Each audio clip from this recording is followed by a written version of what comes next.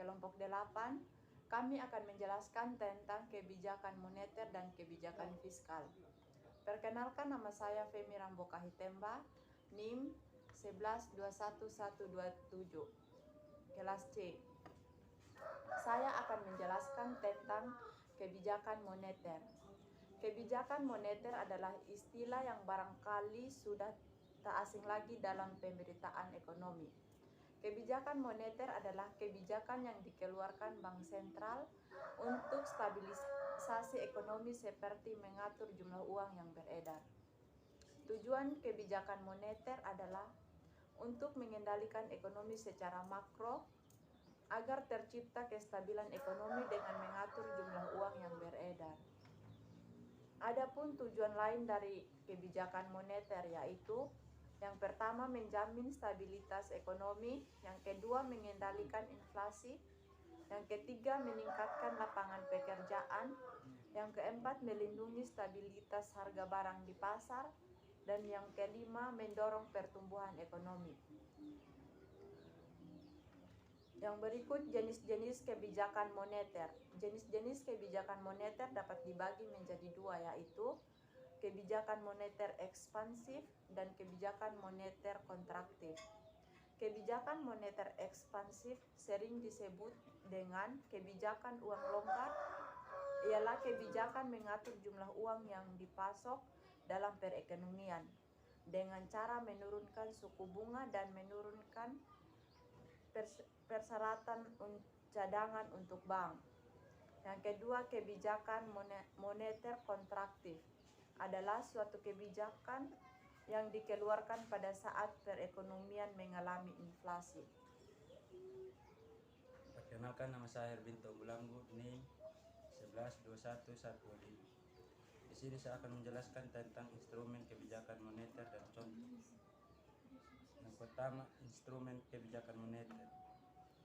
Instrumen kebijakan moneter adalah kebijakan moneter yang stabil dan berdampak baik pada kondisi ekonomi negara.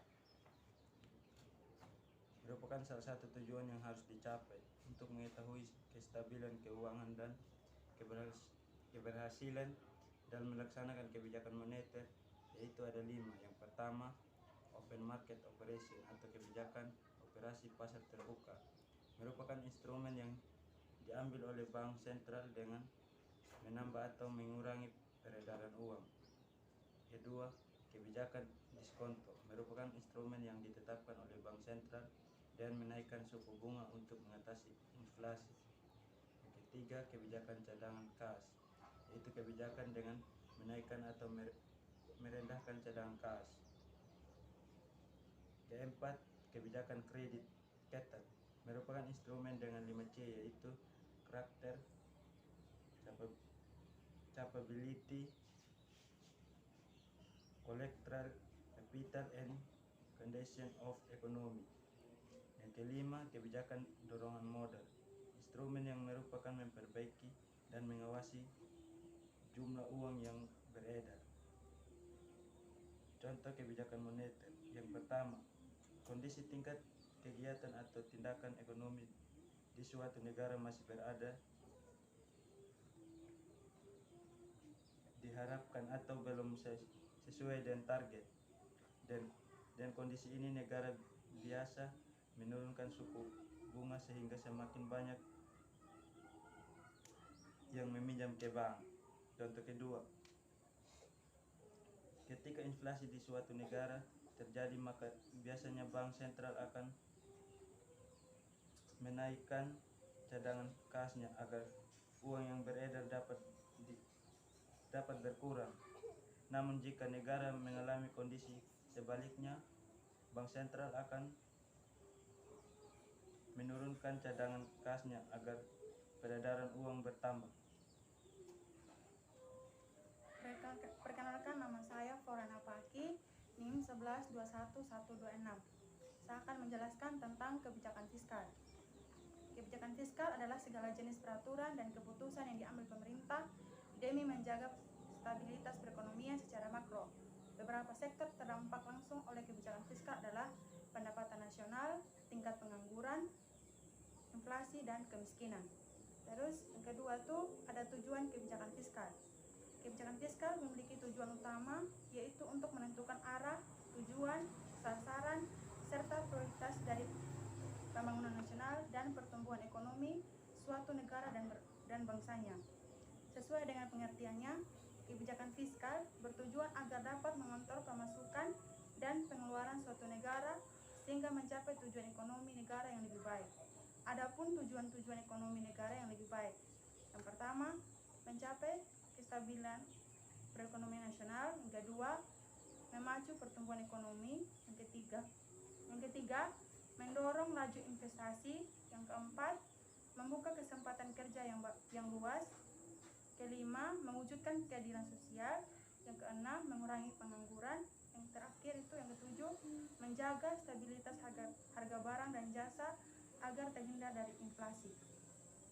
Perkenalkan, nama saya Nurfin Rambuhana Renggi, NIM 1121124. Saya akan menjelaskan instrumen kebijakan fiskal. Instrumen kebijakan fiskal itu ada 4. Yang pertama, anggaran belanja seimbang, merupakan anggaran yang telah disesuaikan dengan keadaan serta kondisi ekonomi. Anggaran ini bertujuan dalam jangka panjang sehingga anggaran negara tersebut menjadi imbang dan memunculkan kestabilan ekonomi. Yang kedua, stabilitas anggaran otomatis, merupakan penekanan pengeluaran pemerintah yang dilakukan oleh pemerintah harus bermanfaat serta memiliki biaya yang relatif dari program kegiatan yang dilakukan. Yang ketiga, pengelolaan anggaran, merupakan hubungan belanja yang dilakukan oleh pemerintah dengan penerimaan pajak langsung yang digunakan untuk dapat memperkecil ketidakstabilan ekonomi. Yang keempat, ada pembiayaan fungsional, di mana instrumen kebijakan fiskal yang keempat dan terakhir ini merupakan pembiayaan yang merujuk pada pengeluaran pemerintah yang telah diatur guna. Adapun contohnya, contoh kebijakan fiskal ada 3. Yang pertama itu ada tax manage, di mana pembebasan pajak merupakan pengurangan atau peniadaan dalam kurun waktu tertentu bagi masyarakat yang mau melaporkan seluruh kekayaannya.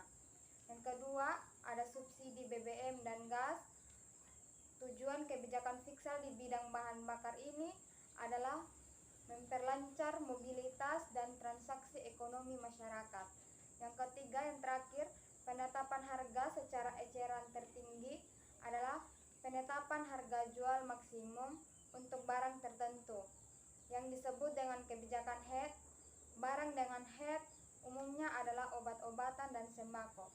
Sekian saja yang dapat kelompok kami presentasi, kiranya bermanfaat. Terima kasih.